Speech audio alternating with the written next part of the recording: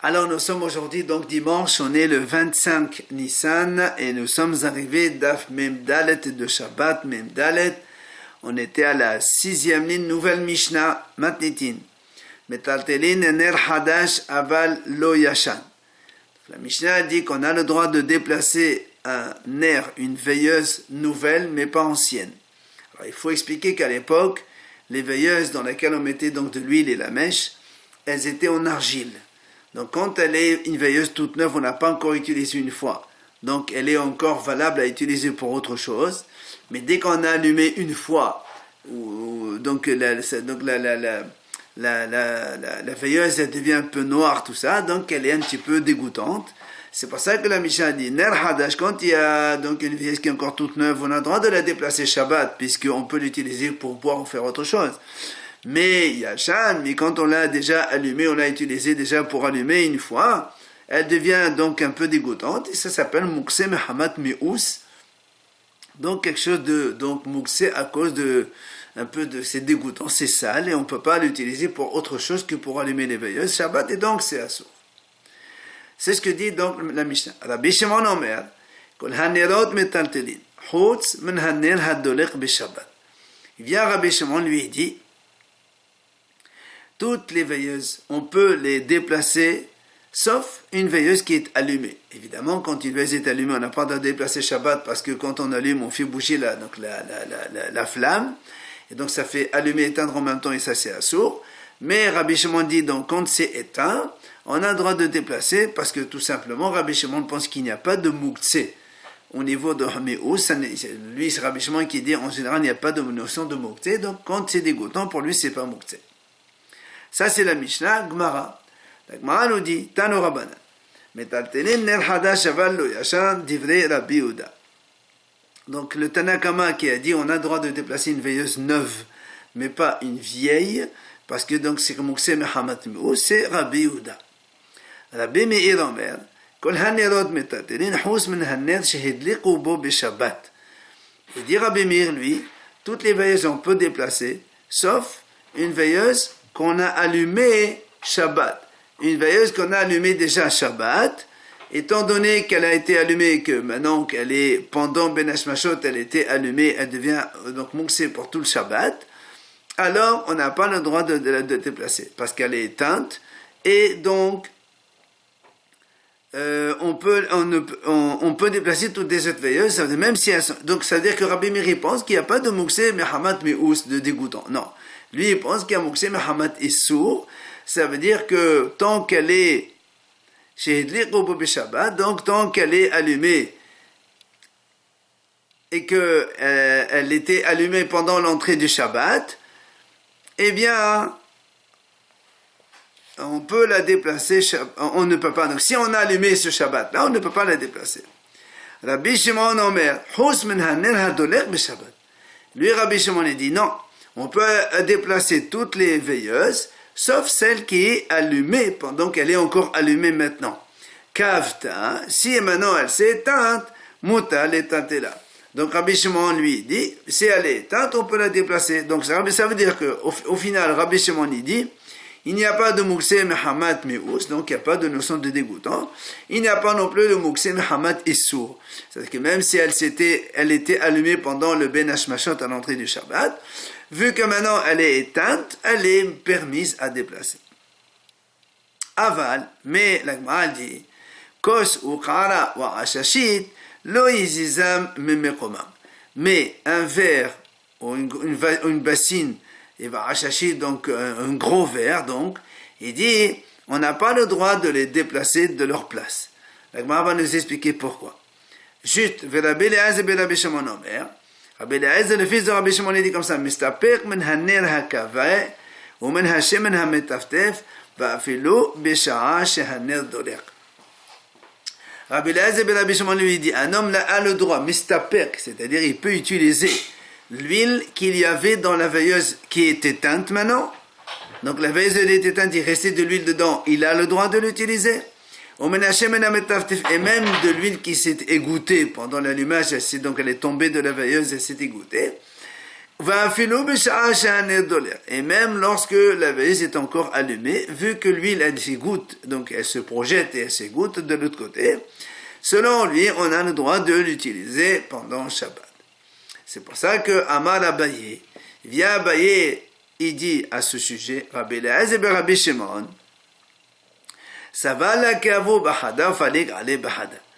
Donc, en disant ce qu'il vient de dire maintenant, il pense comme son père dans une idée de Shabbat, et dans une autre idée, il contredit son père. Ça veut dire quoi? Il dit, ça va la kavo bahada, il est comme son père dans une notion, laquelle, délit les moukse. Donc, comme on a dit, lui, il pense qu'il n'y a pas de moukse.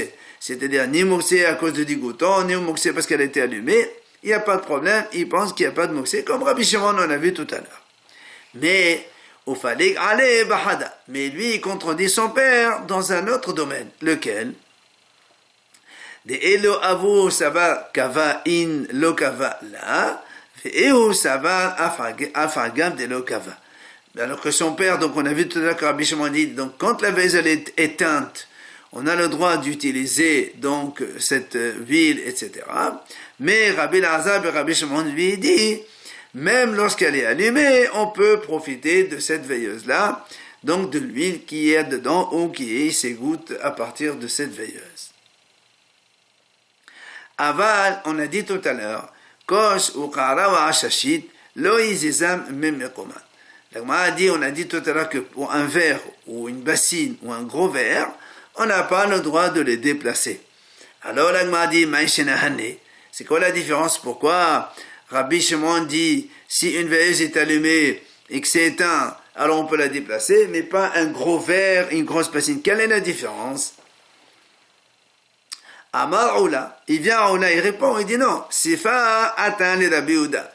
Donc cette phrase-là, qu'on parle d'un verre et une bassine, un gros verre, on n'a pas le droit, quand elles sont utilisées en tant que veilleuse, on n'a pas le droit de les déplacer. On revient à Rabbi Ouda, c'est Rabbi Ouda qui a dit ça. Alors, sur ce, Matriv la Morzotra, il objecte, il dit, comment tu dis que c'est Rabbi Ouda, il dit ça? Et Achi, Maï Aval, pourquoi tu dis Aval? Il fallait dire, et la suite. Si tu dis au début Rabbi Ouda quelque chose, mais ça veut dire que non, donc c'est pas lui. C'est pour ça que Morzotra dit non. En vérité, c'est toujours l'auteur Rabbi Shimon. Et alors, c'est quoi la différence entre une veilleuse normale et un verre, gros verre ou une bassine? Il explique, quand est-ce que Rabbi Shimon il a autorisé de déplacer Benet Zota, des dates il l'avait. Quand il y a une petite veilleuse ordinaire, que normalement elle va durer quelques heures, mais on sait qu'elle va s'éteindre. Nerzota, une petite veilleuse. Date elle l'avait, ça veut dire qu'il sait très bien qu'elle va s'éteindre. C'est pour ça que Rabbi Shimon a dit, quand elle est éteinte, on peut la déplacer. Aval, haneden fiché, mais cela, le verre, le gros verre et la bassine, vu qu'ils sont grands et qu'ils contiennent beaucoup d'huile, et peut-être qu'ils vont rester allumés tout sous le Shabbat, c'est pour ça, là, même si elles s'éteignent, il dit donc on n'a pas le droit de les déplacer, donc c'est toujours Rabbi Shimon, et donc c'est compréhensible. Alors la Gemara dit V'hatanya motar Hashem shebaner shebekara asur de Rabbi Shimon matir.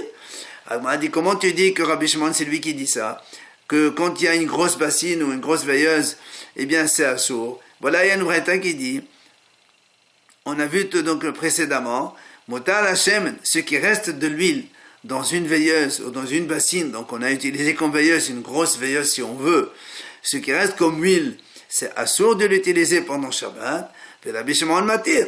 Tu vois bien que Rabbi Shimon, il a autorisé. Alors comment tu me dis maintenant c'est Rabbi Shimon qui interdit la bassine parce qu'elle contient beaucoup et que donc il n'a pas son esprit et donc il ne peut pas utiliser l'huile? Alors la Gemara répond, Hatam ka'ara dumya dener, hacha ka'ara dumya dekos. Il dit non, c'est pas un problème. Là-bas, quand Rabbi Shimon il a autorisé, on parlait qu'une ka'ara qui est petite, c'est-à-dire qu'une petite veilleuse, et comme on vient de dire maintenant, comme il avait son esprit, son intention, il savait que ça allait s'éteindre, donc c'est pour ça qu'il permet de la déplacer par la suite, et qu'il peut utiliser l'huile. Mais ici, on parle que la ka'ara, elle est grosse, et c'est pour ça qu'il interdit, parce que, comme on a expliqué, étant donné qu'il ne pensait pas qu'elle allait s'éteindre, Donc il n'y pensait pas. C'est pour ça que même si elle s'est éteinte, alors il n'a pas le droit de la déplacer ni d'utiliser l'huile. Amar Rabbi Zira. Il a dit Rabbi Zira, pamot. Maintenant on parle donc pamot, c'est-à-dire c'est un bougeoir. C'est quelque chose de joli. D'accord? Chez Edli Robo Shabbat, qu'on a allumé pendant Shabbat. Alors il dit comme ça. Les devraient amatir, donc celui qui a permis, c'est-à-dire que Rabbi Meir qui a permis tout à l'heure dans la Gemara, on a dit Rabbi Meir il permet de déplacer une veilleuse qui s'est éteinte. Alors ici, assour. Pourquoi? Il dit parce que donc il est allumé. Étant donné qu'il a été allumé, alors il est interdit de le déplacer. Mais les devraient à Osser. Mais Rabbi Houda qui a interdit tout à l'heure la veilleuse en argile, est-ce qu'on a dit que c'est dégoûtant? Mouta. Ici, c'est pas dégoûtant. Une parmotte, un beau bouchoir, c'est pas dégoûtant. Donc, on peut le déplacer. Alors, la Gemara pose une question, Vehatania. Comment tu me dis cela? Les mêmes là, la Gemara dit quoi? Des Rabbi Houda, Moukse Mehamat, Meous Eitle. Moukse Mehamat, Esou Leitle. Quoi? Tu vas me dire maintenant que Rabbi Houda, puisque tu m'as dit, la veilleuse en argile, c'est dégoûtant. C'est pour ça que Rabbi Houda, il a dit, c'est Moukse, on n'a pas le droit de déplacer.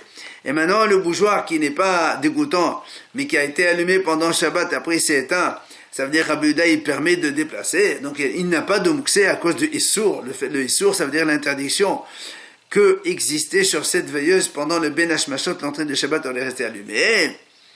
Ve'atania, pourtant, la Braïta dit, Rabbi Houda Omer, Rabbi Houda il dit, Kol hanerot shel matechet metaltelin, toutes les bougies, toutes les veilleuses en métal, on a le droit de déplacer, chutz menanes shederuba b'Shabbat, sauf une veilleuse qu'on a allumée ce Shabbat même, comme elle était allumée pendant l'entrée du Shabbat, elle devient surtout le reste du Shabbat.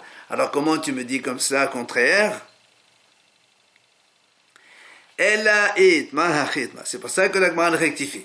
S'il a dit Rabbi Zira, c'est comme ça qu'il faut dire. Amar Rabbi Zira, par mot Shabbat. Donc justement un bougeoir qu'on a allumé ce Shabbat-là, et il était allumé pendant le Ben Hashmashot, le crépuscule, donc jusqu'à la sortie des étoiles. Et après il s'est éteint, Devrei Hakol, Assour. Selon tout le monde, c'est Assour, puisque ça s'appelle Mouksemer Hamat Issour. Il était allumé, aussi bien Rabbi Meir que Rabbi Houda. Ils sont d'accord que c'est interdit de le déplacer. Lo hetliqu alav, Devrei Hakol Mutar. Mais si on n'a pas allumé ce Shabbat-là, étant donné qu'il n'est pas dégoûtant le bougeoir, comme il est en métal, il n'est pas dégoûtant parce qu'il se lave et ça se fait propre, alors tout le monde est d'accord qu'on peut le déplacer pendant Shabbat. Amar Rav Yehuda Amar Rav. La Gemara ramène ici un enseignement de Rav Yehuda au nom de Rav. Mita shehedah le marot. Si quelqu'un, il avait un lit, et donc il a réservé pour mettre dessus de l'argent. L'argent. Eh bien, Assoul est là. Il dit comme ça, même si on n'a rien mis, vu qu'on l'a réservé pour mettre de l'argent, elle devient interdite Shabbat de déplacer ce lit-là, parce qu'il était réservé pour mettre des sous là-dessus. Alors la Gemara l'objecte. Mais comment tu dis ça? Rav Nachman bar Esari l'objecte, il dit, tout à l'heure on a vu, on a dit, on a le droit de déplacer une veilleuse neuve. C'est-à-dire, on a dit tout à l'heure, une coupelle donc en argile, qu'on a réservée pour allumer, mais on n'a pas encore allumé une fois, elle est encore toute neuve. On a le droit de la déplacer Shabbat. Aval lo yashan. Mais si elle est ancienne, qu'on a allumée déjà, on a dit tout à l'heure, vu qu'elle est sale et qu'elle est noire, alors on n'a plus le droit de la déplacer. Alors l'Agma l'objecte dit, Umaner, si déjà une veilleuse, quand on achète une coupelle, on l'achète pour les hachiavida, elle est faite pour être allumée. Et pourtant on dit, qu'il aurait de lire, tant qu'on n'a pas encore allumé une fois, et donc elle est encore toute neuve, on a dit, Shadil Tatora, on a dit que c'est permis de la déplacer. Mita de lav le hachiavida la chol sheken, un lit qui n'est pas fait pour mettre de l'argent là-dedans, c'est pour dormir dessus. Toi, tu me dis que si on l'a réservé pour mettre de l'argent, même si on n'a pas encore mis de l'argent, c'est interdit. C'est pas logique ce que tu dis, c'est contraire à ce qu'on vient de dire. Et là, c'est pour ça que la Gemara rectifie là aussi. et etmar, hachi etmar. Si on a dit, voilà comment Rav Yehuda, au nom de Rav, il a fait son enseignement. Amar Rav Yehuda Amar, metashi heda lemaot, si quelqu'un il a réservé son lit pour poser de l'argent dessus, alors,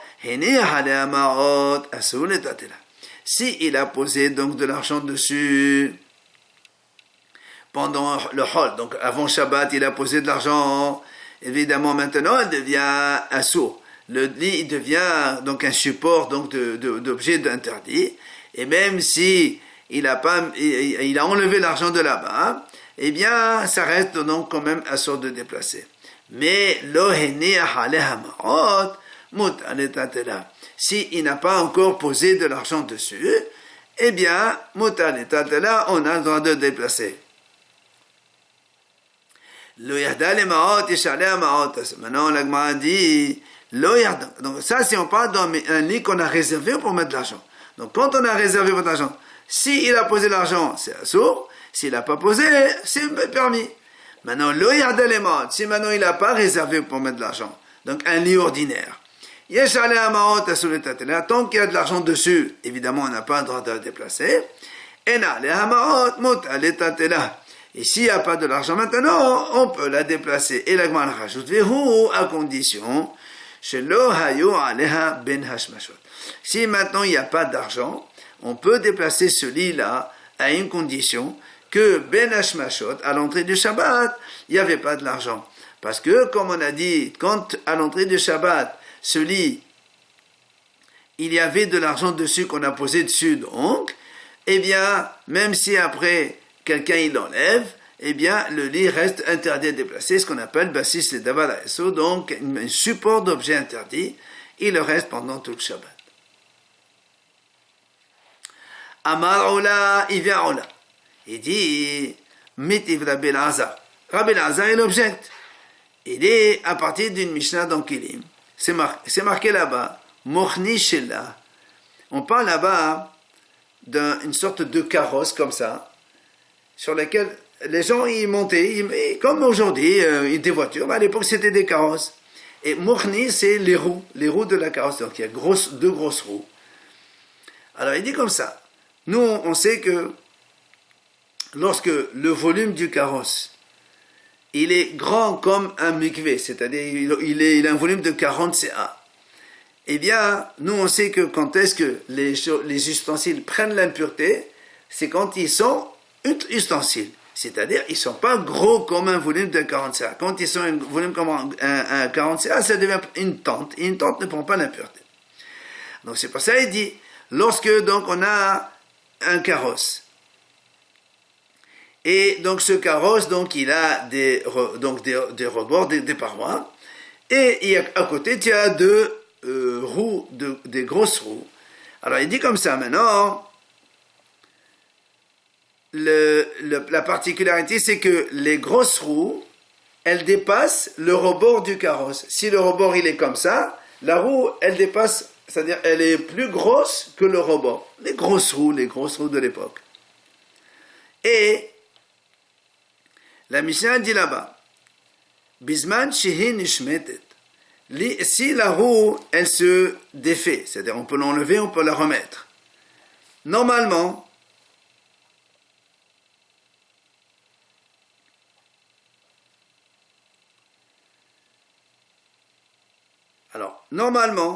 la roue elle-même, si elle est déplaçable, elle devient un ustensile indépendant du carrosse.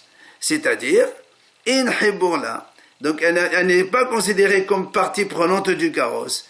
Et c'est-à-dire on ne peut pas la mesurer avec le carrosse pour le volume donc de 40 CA, puisque la roue elle est à part. Et elle ne protège pas c'est-à-dire que si on a ce carrosse-là qui est dans une tente ohelamed, donc une tente d'amour, et normalement, si ce carrosse-là, si ce carrosse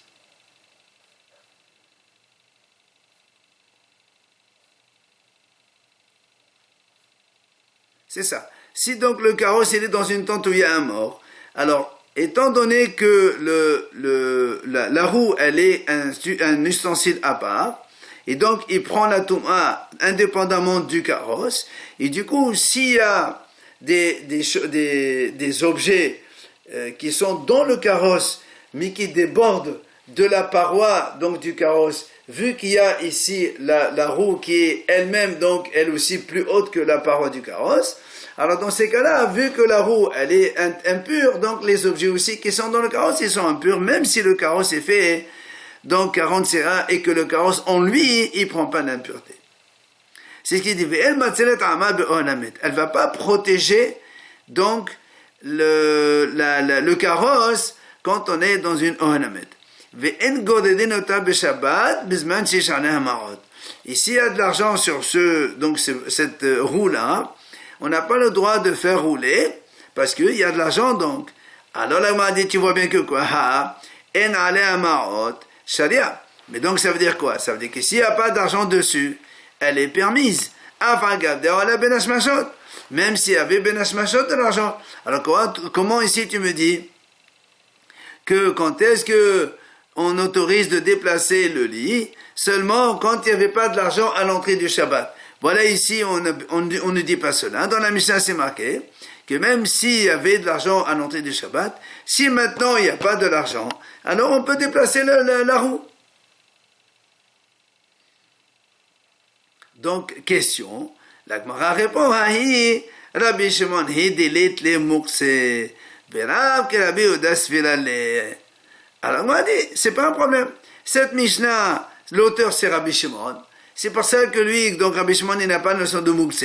Et donc, même s'il y avait de l'argent sur cette roue-là à l'entrée du Shabbat, vu que maintenant il n'y a pas, Rabbi Shimon il dit que c'est permis de déplacer, donc la Mishnah c'est donc Rabbi Shimon, alors que Rav Yehuda au nom de Rav, quand il a dit, s'il y avait de l'argent à l'entrée du Shabbat, même si maintenant il n'y en a pas, c'est quand même à sorte de déplacer, lui il pense comme Rabbi Yehuda qui a la notion de mukse. La preuve, Achinami Mistabra l'Agma dit, c'est comme ça, donc la logique de répondre de cette façon, que Rav qui est Rabbi Yehuda Svirale, que Rav quoi, il pense comme Rabbi Yehuda qu'il a la notion de mukse. Comment? Rav, on a vu que Rav il a dit par ailleurs, il a dit manihin ner al gabe dekel beshabbat ve'en manihin ner al gabe dekel biyom tov.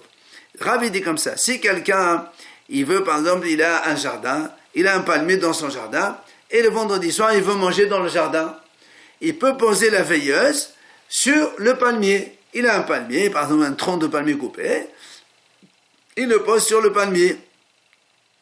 Mais Rav dit, mais si c'était Yom Tov, il n'a pas le droit de poser la veilleuse donc sur le palmier à Yom Tov.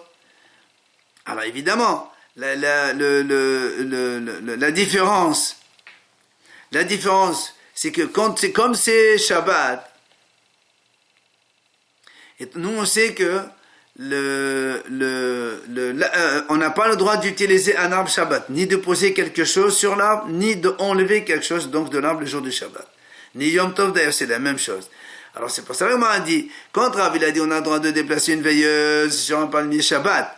Pourquoi? Parce que étant donné que Shabbat on n'a pas le droit d'utiliser donc l'arbre, alors même si la veilleuse va s'éteindre, le monsieur il va pas enlever la veilleuse du dessus donc du palmier qui est donc Shabbat. Par contre, comme la veilleuse allumée, on a le droit de la déplacer pendant Yom Tov, alors on craint que il peut déplacer la veilleuse, il l'enlève et là on pose sur le palmier à Yom Tov. C'est pour ça que Rav il a dit Shabbat c'est interdit, c'est moutar, et Yom Tov c'est interdit. Alors l'Agma a dit si tu me dis que Rav il pense comme Rabbi Yehuda, comme quoi donc si la veilleuse elle était allumée Ben Hashmashot là-bas, donc comme elle a été allumée Ben Hashmashot, après donc quand elle s'éteint elle devient mukse, et donc comme elle devient mukse, c'est pour ça que le Yom Tov il risque de la déplacer, c'est pour ça qu'il dit Hainu deshane ben Shabbat et Yom Tov, c'est pour ça qu'il fait une différence entre Shabbat et Yom Tov. Et là, et Amrat que Rabbi Shimon Svirale, mais si tu me dis que lui il pense que Rabbi Shimon qu'il n'y a pas de mukse, Malé Shabbat ou Malé Yom Tov, C'est la même chose Shabbat ou Yom Tov. Shabbat aussi, il pourrait la prendre et quand elle s'éteint. Si tu penses que comme Rabbi Shimon, on a le droit de déplacer une veilleuse éteinte, alors Yom Tov aussi c'est pareil, il peut la déplacer quand elle est éteinte. Or, donc lui, il a fait une différence entre Shabbat et Yom Tov, donc forcément, il y a une différence entre Shabbat et Yom Tov. Que Shabbat, c'est interdit parce que comme c'est été Ben Hashmashot, elle a été allumée après, elle devient moussée, ce qui n'est pas le cas de Yom Tov, où quand c'est allumé, c'est pas moussé. Vient la Gemara, elle dit, comment tu me dis maintenant que Rav, il pense comme Rabbi Houda avec cette notion de moussé? Pourtant, on a vu, nous, qu'une fois on a posé une question à Rav. On lui a dit comme ça. Mao letaltole shalga de Hanukata mekame habbare beshabbata. Ve'amale ou shapetame. On a dit Pourtant, on a posé une question à Rav une fois. On lui a dit, est-ce que quelqu'un, il peut prendre, parce qu'à l'époque, ils allumaient, enfin comme aujourd'hui aussi, on allume les Nerot Hanouka à l'extérieur de la maison, donc devant la porte d'entrée de la maison. Et là-bas, en Perse, il y avait là-bas un soir où les Perses, ils interdisaient d'allumer donc les nérotes de partout. Il y avait un soir où il n'y a que eux qui devaient allumer les nérotes, donc on interdit. Si quelqu'un, il allumait les nérotes vendredi soir, et lui, il a vu que des policiers, par exemple, ils allaient venir donc pour le sanctionner, je ne sais pas ce qu'ils vont lui faire. Alors on lui a dit, est-ce qu'on a le droit de prendre vite les lumières de Hanouka, on les rentre dedans dans la maison. Et il a dit oui, Shapir Damé. Alors tu vois bien que même s'ils sont éteints, et c'était Shabbat, et alors ils étaient allumés pendant l'entrée du Shabbat, alors il leur a permis de le faire. Alors ma réponse, c'est pas pareil, là-bas, Sha'at Athar Sha'ani. Là-bas, il y a un cas de force majeure. C'est pas du tout la même chose. Diha amal Rav Kahana v'Rav Ashi Rav. Hachir cheta amal Yehu kedai Rav Shimon nismor alav Sha'at Athar. C'est ce qu'on a dit là-bas. Que Rav Kahana, Rav Ashi, ils ont dit à Rav, ils ont fait la remarque. Ils disent comme ça, là, tu as le droit de déplacer, alors que toi-même, tu dis que normalement, quand c'était moussé, allumé Ben Hashmashot, ça devient moussé pendant tout le Shabbat, on n'a pas de le déplacer. Alors il leur a répondu.